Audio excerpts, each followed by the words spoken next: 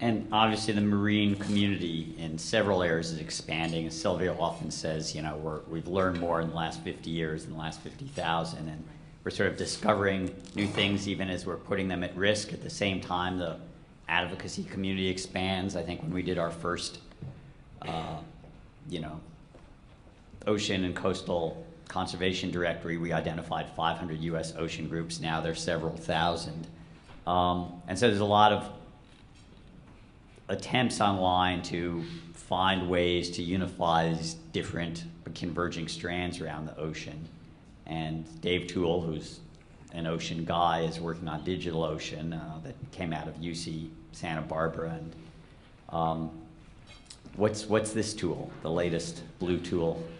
Well, the DigitalOcean platform, as David mentioned, came out of UC Santa Barbara, and it was a cross-disciplinary effort between the Brin School of Environmental Management, the Marine Science Department, and the Carsey Wolf School of Film, Television, and New Media. So right out of the bat, it was a cross-disciplinary effort. Out of that effort, there were a number of workshops, meeting with people from conservationists, educators, people in science to understand how they might apply social media as a way to take media and add a conversation to that media. And so the Paul Allen Foundation helped to fund it. Google has helped to fund it. And so far there are a few hundred people that are on the platform. And social media is, we all think of Facebook or Twitter, ways that people are posting content. What we're trying to do here is make it easy for people to upload video, to upload images, to create conversation around that content. And if you look at the next generation of emerging scientists, this is how they communicate. So we want to help provide those people who today are scientists who are trying to solve problems. I'll give one example. When the Gulf crisis happened, it took several weeks for the government to pull together the experts. If we had a platform like this, it'd only take a few hours. And I talked to Thad Allen. He said the government just didn't know how to connect PCs together. So we're trying to provide those tools and make it easy for people around the globe when you leave this meeting to stay connected, to communicate, do it in an engaging way. And when you're communicating and telling stories on the platform, to easily be able to publish to places like Explore the Ocean, or to iPad newsletters or other places. So that's a simple overview of what the platform is about. And it seems, you know, again, we're sort of in this strange transition moment, as Tim said, you know, no new media replaces old media. You know, we have vibrant radio, even though television came along, and the internet's come along, but we've got these not quite functional media models where, you know, like I get to write for Huffington Post, so Ariana can be fabulously wealthy. And you know, and everybody goes online, but tends to go online to reinforce their own belief system. So, you know, you can go to HuffPost if you're liberal, Red State if you're radical, if you're, you know, if you're not interested in science, you can watch Fox News. But it's very, but you don't have, as people are saying, you don't have that constituency around coastal and ocean issues so much. I guess the media is the message, but, you know, how do we reflect that message? Where are we getting it? Where, you know, as I say, seriously, there's so many good stories that we constantly see.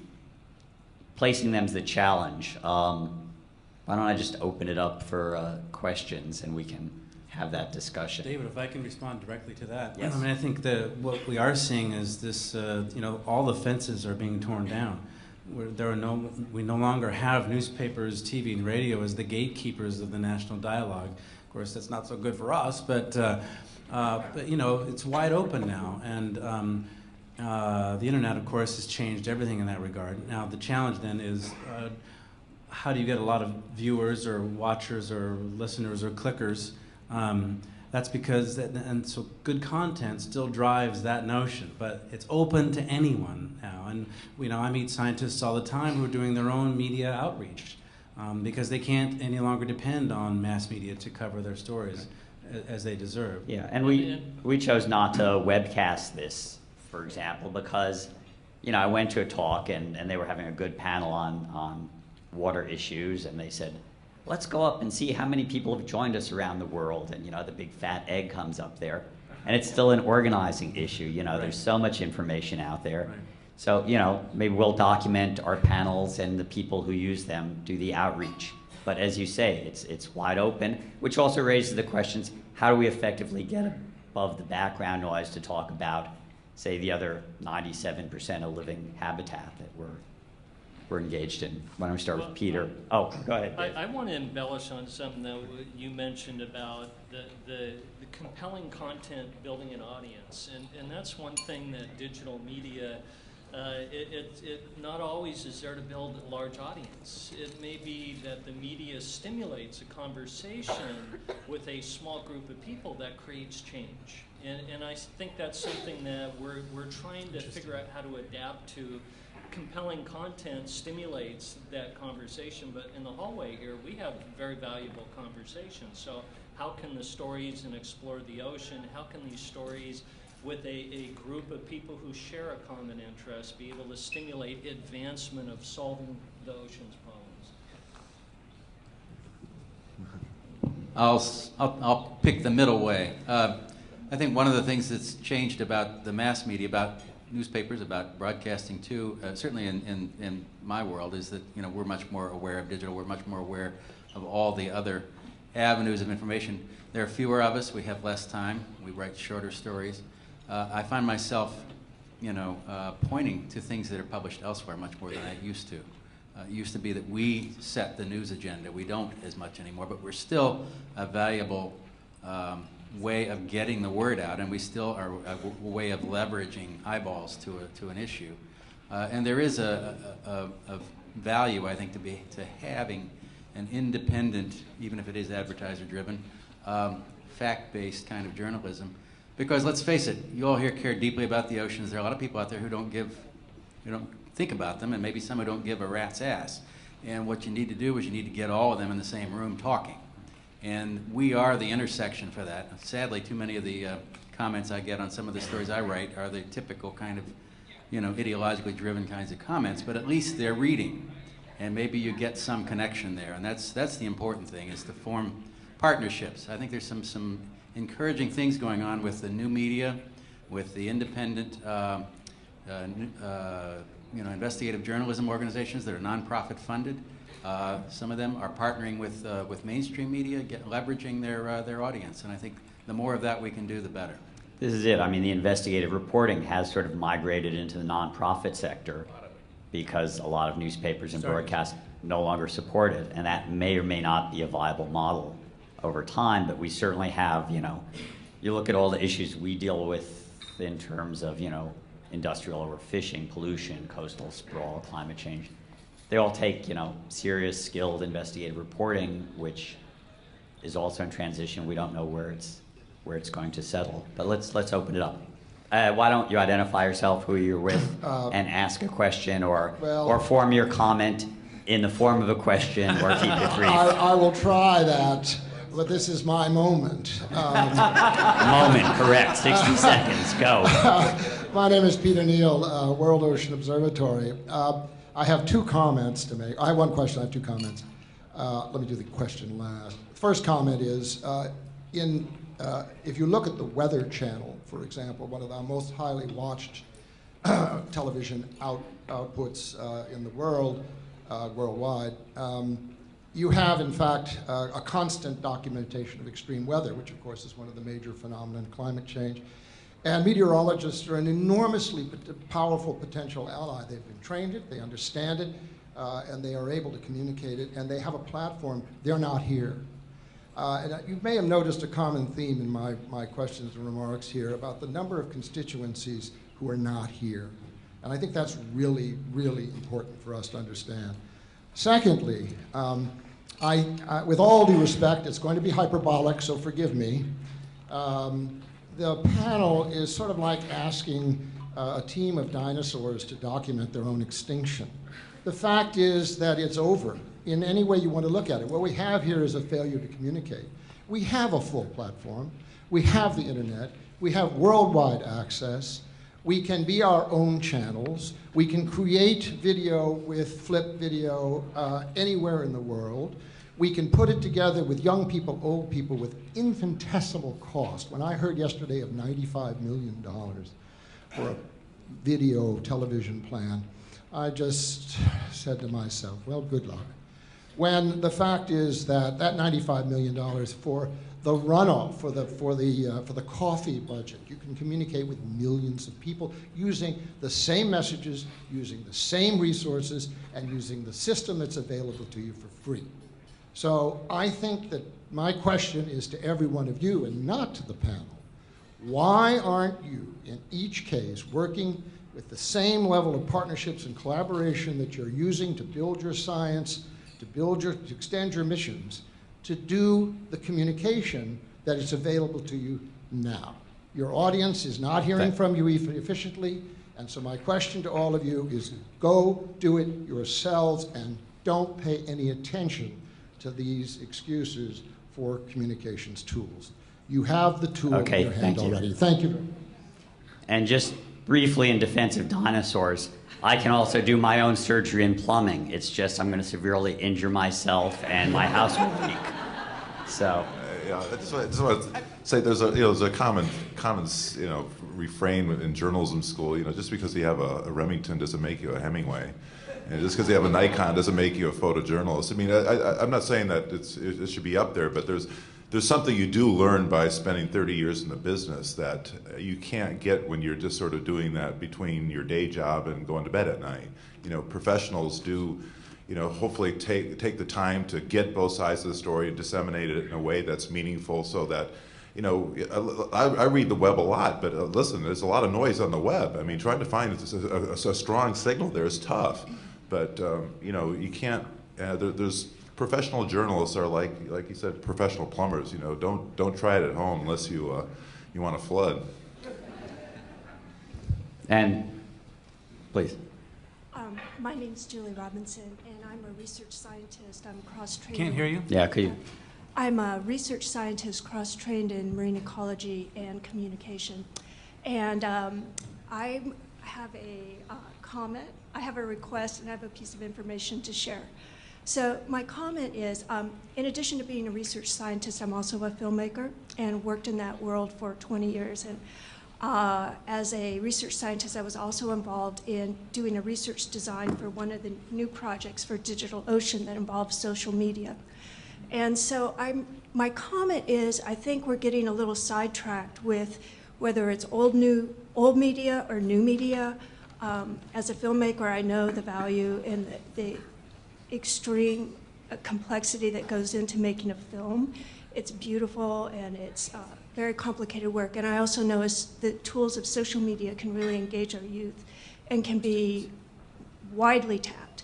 So my request is people in this room are interested in media to think about the reason you're using a tool and what you want to gain with the use of that tool, and try to find the right tool for the right job.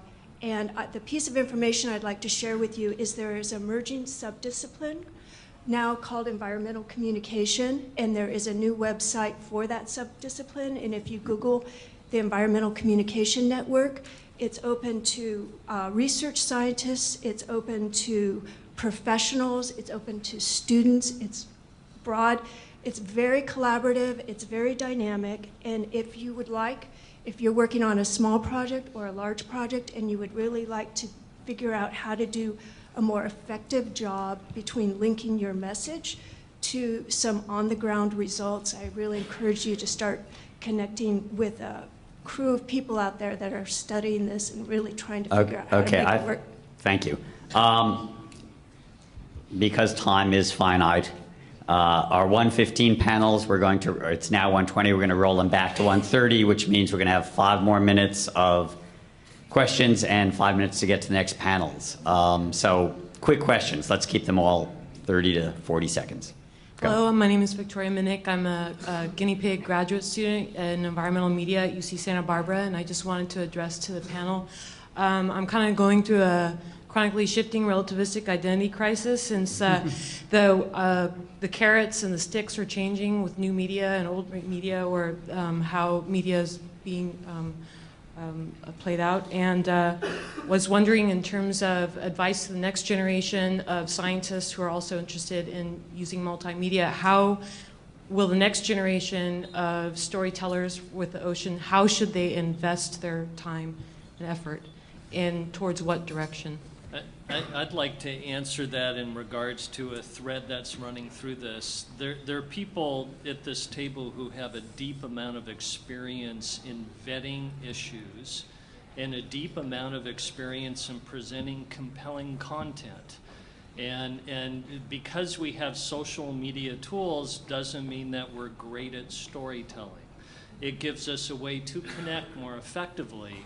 And I think as the next generation comes together, these tools are going to be used in new and creative ways. But the most important thing is there's got to be a way to vet that, and there's got to be a way to tell great stories. But now you have a new set of tools to add to the ones that exist today. And I would like to add to that also that I would say, I'm speaking in front of Sylvia, but I would guess that probably half to 3/4 of the time that I spend in coaching people into the stories that we put in the ocean and Google Earth is teaching people how to tell a story. And that is probably the most important thing that you could learn to do. How do you present what you're doing in a way that other people can understand it? A big chunk of my time also is spent on how to further take that story and push it out into other media beyond the platform that I'm working with and providing other types of advice. So I would just say learn to tell the story and then run with whatever thing you've got. You've got to experiment. You've got to try a few things. You've got to play with Twitter and all sorts of other things in order to really learn how to do it. And don't be afraid of it. I mean, there's no way you can make a mistake with this stuff, really, as long as you don't put a lot of personal information in it. So, okay? Yeah, and I'd add just report on what you're passionate about too, because Yes. that'll be much easier to make a compelling story. You know, it's much more engaging too for an audience if they feel like the reporter's excited by the subject. Okay, and we're at the 3-minute line, and then we're going to encourage people who want to stay to talk to the panel to do that. Otherwise, go to your follow-up panels, which are already starting late at 1:30. So that would be the last question. Go ahead. Hi, my name is Cesar Gutierrez, and I'm in 11th grade at Urban Assembly New York Harbor School. And my question is for you, Miss Charlotte. I have two, actually. One is, you said that you want to expand Google Earth to be in Spanish because you feel that if you have a multi-language website, then more people will be able to interact and get involved. But how exactly do you feel your stories will inspire the children, like the youth, to get involved and follow up with the next step? And the second question is on behalf of my fellow scholar Florence Bloomfield, who's a little shy. Basically, it's she asks, is the only way to access your stories through the internet, or is there another way that children that are too poor or are in certain settings that can't get your stories through internet, is there another way they can get access to it? Actually, the stories that are in the ocean and Google Earth are in a software, so that can be downloaded on computers. I know that computers are sometimes not so available, but schools and libraries always have them. And it is available on the web, and it's searchable. We are experimenting with that on Sylvia's website right now, and with a tool that we hope to make available to all our partners to be able to search stories by topic. Anything that's in the text is searchable. So I would be happy to talk to you about other ways that we can work on that later. But the Spanish is really just to open it up to yet another group of people. After we do Spanish, I'm hoping we go through the next 40 languages that we need to be in. So. Jeff, you want to say what? Yeah, perhaps this is a good way to wrap up, and that is that I want to draw a distinction in this conversation we've had today that I know is important with Tim, and that is the role of the professional journalist in society. I mean, the access that you all have to the masses is an advocacy position, and that's vital. But the role of the professional journalist is still vitally important and assessing and analyzing. Take yourself away from the issue of the oceans or even the issues of the environment. I know as a consumer of information, you wouldn't want to be receiving your information from someone who has a particular point of view, but rather someone who's vetted all the possibilities and investigated all the information objectively. So the role of the professional journalist is still vitally important in the world of new media. Yeah, I mean, I think our ethic friend John Hoagland, who's a war photographer who's killed in Salvador, once told me, he says, I don't believe in objectivity. Everybody has a point of view. He says, but I'm not going to be a propagandist for anyone. You do something right, I'll take your picture. You do something wrong, I'll take your picture also. Yeah. And the new slaughters in the seas, we got to take the pictures and tell the truth. Mm-hmm. And that's, I think, a job for journalists and advocates. So thank you, and thank all the...